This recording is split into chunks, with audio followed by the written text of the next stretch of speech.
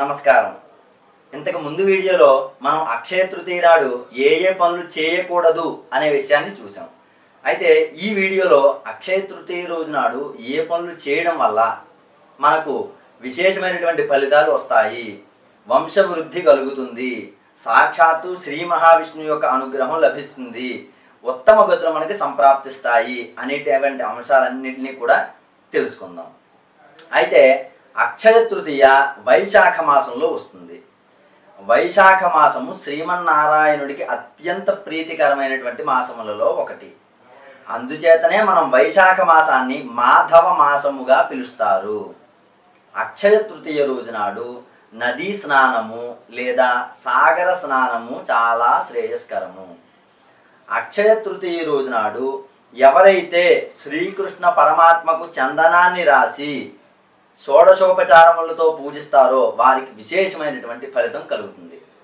ఎందుచేతనయ్యా అంటే మనం పురాణాలను కానీ పరిశీలించిన ఎడల యఃకరోతి తృతీయాయాం కృష్ణం చందనం విభూషితం వైశాఖస్య శితే పక్షే సయాత్యచ్యుత మందిరం అని చెప్పేసి పురాణ వచనం.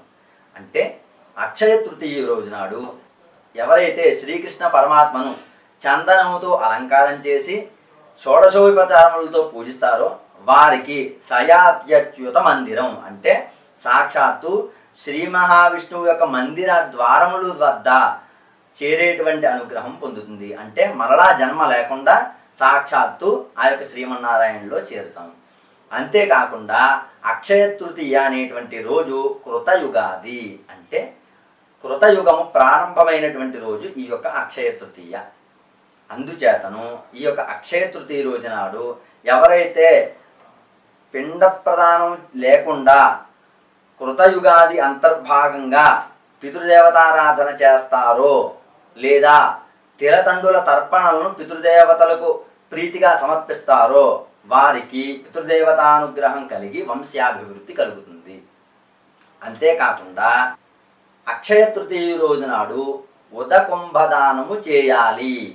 అంటే మనకు మట్టితో కానీ కంచుతో కానీ రాగితో కానీ ఉన్నటువంటి ఒక పాత్రను తీసుకోవాలి. ఆ పాత్రను శుభ్రంగా కడిగి మంచినీరు ఆ యొక్క పాత్ర నిండుగా పట్టి ఒక తులసి దళం అదేవిధంగా తెల్లటి పుష్పం ఆ పాత్రలో వేసి శ్రీమన్నారాయణుడికి ప్రీతిగా దానం ఇచ్చేటువంటి ప్రక్రియకు ఉదకుంభదానము అని పేరు. అయితే ఒక యోగ్యుడైనటువంటి బ్రాహ్మణుని చూసి ఒక చెప్పుల జత, ఒక గొడుగు, ఒక తాటాకు విసనకర్ర ఈ యొక్క ఉదకుంభదానముతో పాటుగా చేసిన విశేషమైనటువంటి ఫలితం కలుగుతుంది. అంతేకాకుండా శ్రీమన్నారాయణకి ప్రీతిగా ఈరోజు పానకము, చనివిడి, వడపప్పులు నివేదన చేయటం కూడా మంచిది. ఈ అక్షయ తృతీయ రోజు నాడే బదరీలో ఉండేటువంటి బదరీ నారాయణ యొక్క తలుపులు తెరుచుకుంటాయి. అంతేకాకుండా ఆలయం అంతా మంచుతో కప్పబడి ఏమాత్రము కూడా భక్తులు వెళ్ళడానికి వీలు లేనటువంటి హృషికేశం కూడా ఈ రోజు నుంచే కిటకిటలాడుతూ ఆ యొక్క హృషికేశం యొక్క దర్శనము నిమిత్తము భక్తులందరూ కూడా హృషికేశానికి చేరతారు.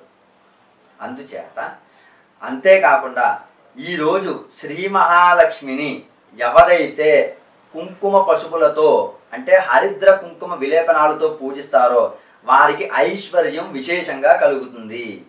అంటే ఇప్పుడు చాలామంది నన్ను ప్రశ్నించడం కూడా అడిగింది, బంగారం కొనుక్కోవద్దన్నారు, ఇది ఏమాత్రము కూడా హర్షించదగ్గది కాదు అని.